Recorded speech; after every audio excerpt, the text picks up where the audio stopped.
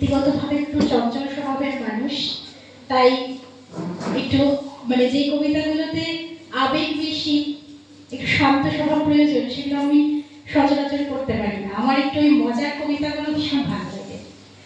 তো যারা এখানে ছোটরা আছো আর যারা বড়রাও আছেন, আমাদের সবার মধ্যে একটা ছোট বাচ্চা আছে, তো তাদের সবার জন্য আমি এই কবিতাটা করছি। কবি সুকুমার রায়ের লেখা বুঝিয়ে বলা। ও শ্যামাদাস, আয় তো দেখি, বস্তু দেখি এখানে, সেই কথাটা বুঝিয়ে দেব 5 মিনিটে, দেখে নে।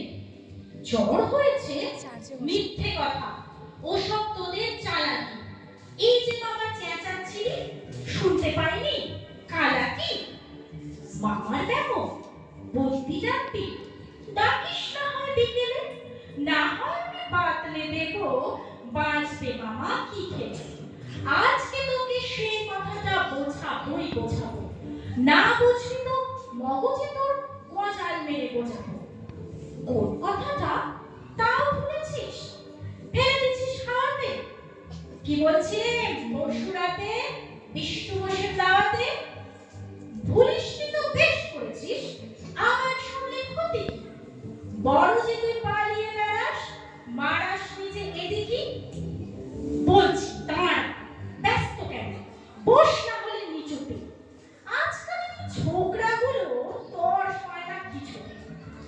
আবার দেখো বসলি কেন, ওইগুলো আর নামিয়ে। তুই থাকতে বুটের বোঝা বইতে যাব আমি।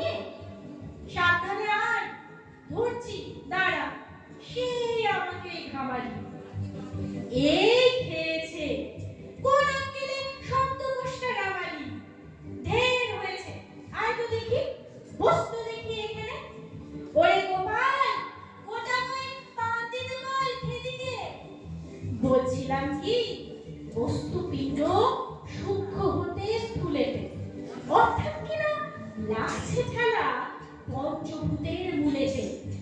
ওরাই তবে দেখতে হবে কোত্থেকে আর কি করে রস জমে প্রপঞ্চময় বিশ্বতরুর শিকড়ে।